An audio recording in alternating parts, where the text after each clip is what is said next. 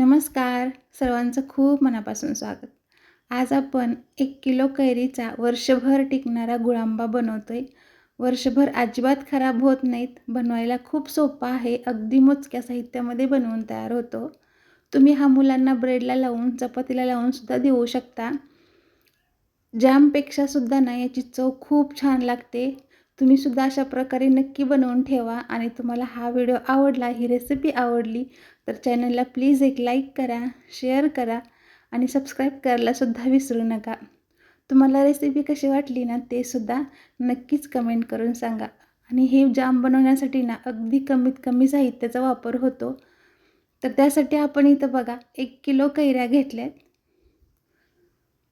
तर कैऱ्यांचं काय करायचं, आपल्याला स्वच्छ धुवून घ्यायचं. अगोदर पाण्यामध्ये बुडवून ठेवायच्या, पूर्णपणे धुवून घ्यायच्या आणि नंतर त्याचा अशा प्रकारे साल काढून घ्यायचे. आपल्याला सालाची चव थोडीशी कडवट असते, त्यामुळे आपल्याला साल काढून घ्यायचे. तर इथं बघा आपण सगळ्या कैऱ्यांचे साल काढून घेतले. आता या कैऱ्यांना आपल्याला किसून घ्यायच्यात. तर इथं बघा मी मध्यम आकाराची किसणी घेतली आहे, त्याच्याने आपल्याला कैऱ्या किसून घ्यायच्यात. तर इथं आपण सगळ्या कैऱ्यांचा छान असा किस बनवून घेतलाय.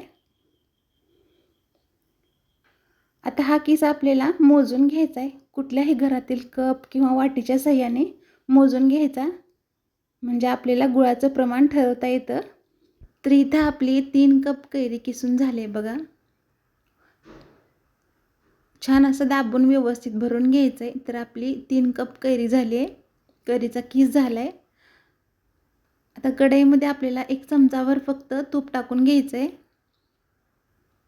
आणि त्यावरती हा जो कैरीचा किस आहे ना तो टाकून परतून घ्यायचा. 5 मिनिटं परतून घ्यायचा सुरुवातीला तुपावरती. आता मिक्स करून झालंय, छान असं परतून झालंय. आता याच्यामध्ये ना आपल्याला गूळ टाकून घ्यायचा आहे. तर जेवढा आपला कैरीचा किस भरला होता ना तेवढाच आपल्याला गुळाचा वापर करायचा आहे. तर इथं मी बघा 3 कपच चिरलेला गूळ टाकून घेतलाय. तो सुद्धा छान असा मिक्स करून घ्यायचा आहे. मोठ्या गॅसवरतीच करून घ्यायचं, म्हणजे गूळ सुद्धा पटकन विरघळतो. मोठ्या किंवा मीडियम गॅसवरती तुम्ही करू शकता. मिक्स करत करत करून घ्यायचं, म्हणजे व्यवस्थित असं पातळ होतो गूळ पटकन. आता यामध्ये आपल्याला फ्लेवरसाठी दालचिनीचा तुकडा टाकून घ्यायचा आहे.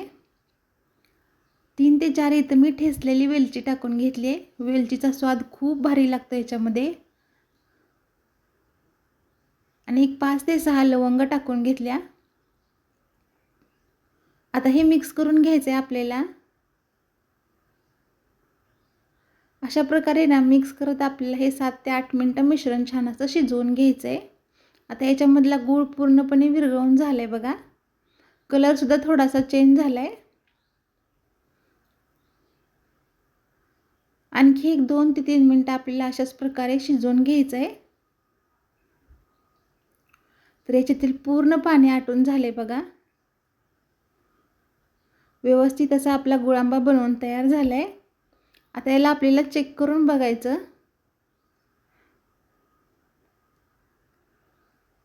तर थोडंसं मिश्रण आपल्याला थोडंसं हाताने चेक करून बघायचं आहे. एक तार होती अशी झालं की आपला पाक, आपला गुळांबा व्यवस्थित असं तयार झाले असं समजायचं. तर इथं बघू शकता तुम्ही, छान अशी एक तार होते बघा. इथं मात्र आपल्याला आता गॅस बंद करून घ्यायचा आहे आणि हे पूर्णपणे आपल्याला आता थंड करून घ्यायचं आहे.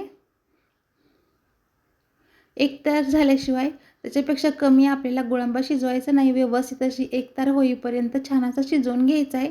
नंतर पूर्णपणे थंड करून घ्यायचं. नंतर एखाद्या काचेच्या बॉटलमध्ये भरून हा वर्षभर आरामात टिकतो.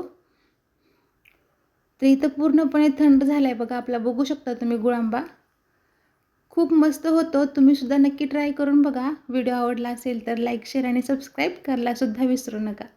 रेसिपी कशी वाटली ते सुद्धा अगदी नक्कीच कमेंट करून सांगा. धन्यवाद.